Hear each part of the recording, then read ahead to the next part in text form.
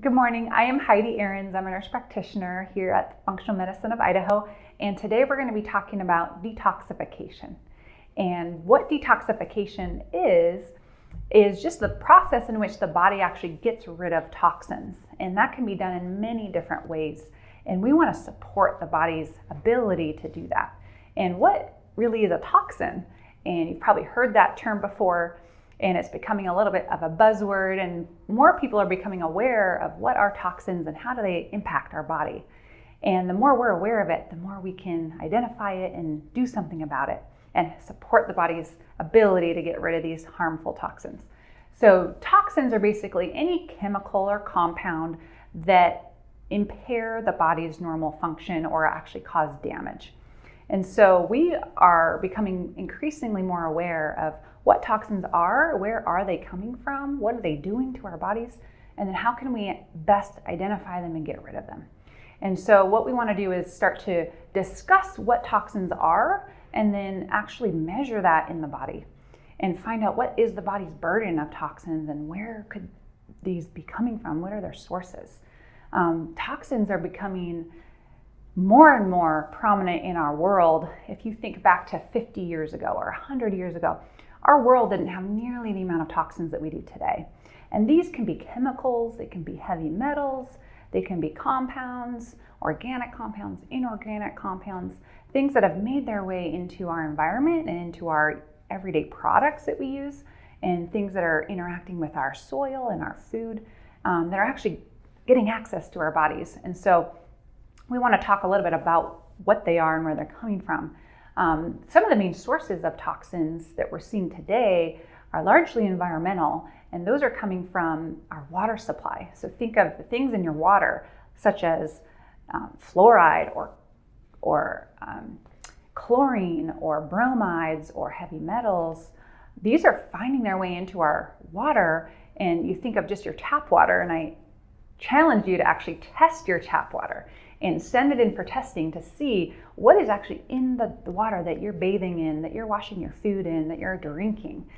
Is it clean water? Does it need to be purified? Most of the time we're recommending purified water to get rid of a lot of these toxins that are making their way into our water supply. Also think of the air that we breathe every day. 50, 100 years ago, we didn't have nearly the amount of chemicals and fumes and things in our air supply. And so today, that's something of high concern because we're inhaling these toxins through our air. Think of smoke and wildfires or just smoke in the city that you're breathing, those fumes. Think of mycotoxins that can be found from mold spores, that if you live in a water damaged building, work in a water damaged building, you're actually inhaling those toxins that are getting into your body. Also, chemicals, exhaust, pollution. If you live in a high dense area, you travel a lot on the freeway, there's constant exposure to those toxicants in the air. Also think of just your everyday products that you're using.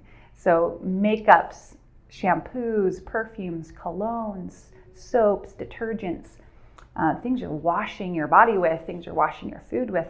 All these things are actually having access into our body in one way or another. And so we want to start to identify what these toxins are.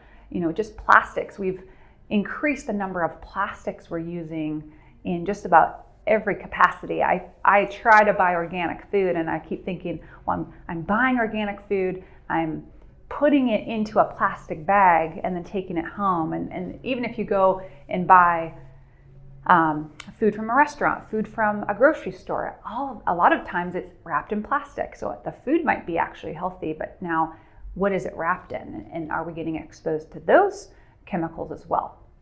And the reason why these are a problem is because they're starting to disrupt our body's normal processes, especially endocrine function. So you've probably heard a lot about endocrine disrupting chemicals. Those are things like BPA and phthalates, PCBs. These are chemicals that are entering into our body and starting to disrupt our normal processes like our thyroid function, our sex organ function, our pancreatic function. And we're starting to see rises of disease in those organs across the country, and even in children, in young adults, and older adults. So those are things we're paying close attention to. And as we start to identify these as being toxic, and then we want to start to identify them in the body. And we can do that in many different ways. Why is this a problem? Well, what we want to actually look at is what's the overall toxic burden on the body. And so that's something we actually are trying to measure and trying to quantify. Our bodies are made to actually get rid of a lot of these toxic compounds. It's inevitable that we're going to have exposure, but our liver is designed to actually break these chemicals down and change their structure and then get rid of them properly. And so if there's something impairing that process, we want to identify that. Also, there's many other ways that the body detoxifies. First, you need nutrients. So you need vitamins, you need minerals, you need amino acids, you need fatty acids, you need antioxidants to be able to combat some of these toxins. You also need good circulation and good hydration to be able to mobilize these toxins out of the body. And primarily that's done through the stool, it's done through the urine, it's done through the sweat. And so we want to make sure that we're pooping every day, that we're drinking enough water, staying hydrated, that the quality of our water is good, that the kidneys are filtering this stuff out, that we're actually trying to sweat every day. And that's one main way that the body actually gets rid of a lot of toxins. And so if there's something impairing those processes, we want to find it and identify it. Also, we want to quantify this. And so there's many different ways we can actually measure this in the body. One very common, inexpensive way is to look at liver function. So we want to look at, are there elevated liver enzymes, GGT markers, ALT, AST markers that are elevated? Is there a fatty liver going on and the liver's not able to actually combat some of these toxins, break it down and get rid of them? What's your overall nutritional status? Because that's going to play a huge role in how your body can actually mitigate some of these things. And so we want to measure, do you have enough amino acids? Do you have enough minerals? Are you hydrated enough? Are you moving your blood and oxygenating your tissues? And is your lymph system actually engaging in this process as well?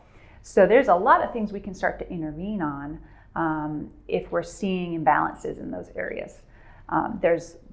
We can do fancy testing and actually look at hair analysis, stool analysis, urine analysis to start to quantify some of these markers and then look at how is the body handling it. It's one thing to have a high toxic burden, but then how is the body mitigating against that? And that has a lot to do with genetics actually. So sometimes we will actually look at genetic markers to see is there a genetic inability of certain enzymes to be able to work properly, and do we have to support the body's process to engage in that elimination? Again, the nutritional status, and also what's the body's antioxidant status? Can it combat some of these antioxidants that are causing damage?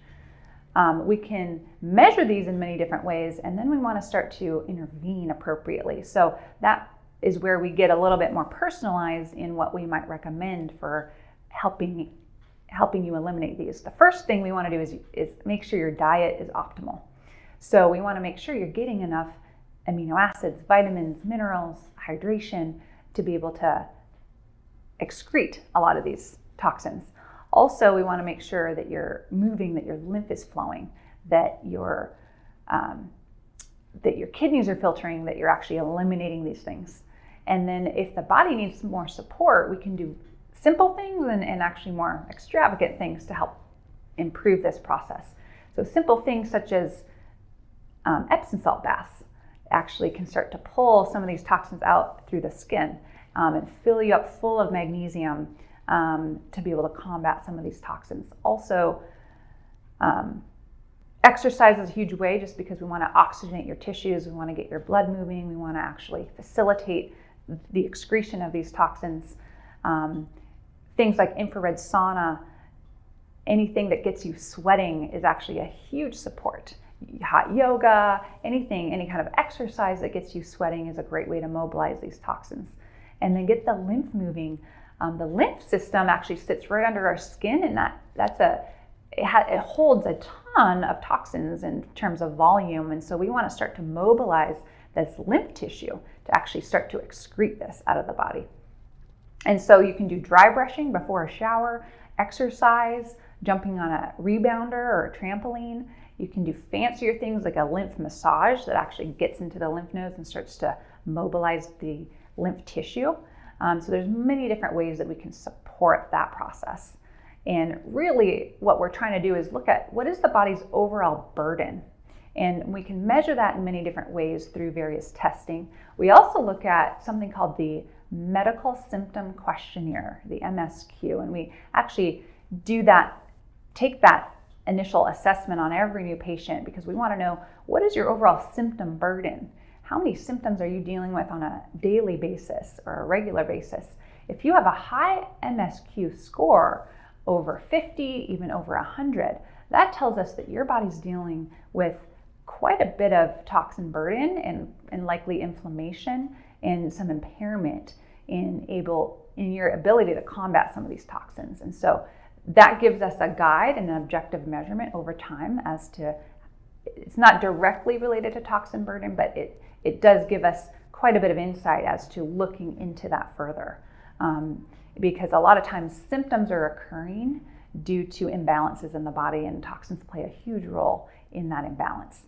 And so what we want to do is start to look at what is the overall toxic burden, and then how can the body actually get rid of that toxic burden. And if there's a mismatch here, we want to intervene. So the goal would be to lower the toxic burden and actually improve the body's ability to eliminate these toxins. And so there's many different ways that we can test that and then start to intervene on that. So now that we've educated you a little bit more about what is the toxic burden and what are toxins and how might they be impacting the body, we want to help support you in the process of identifying them and eliminating them so that we can optimize your health.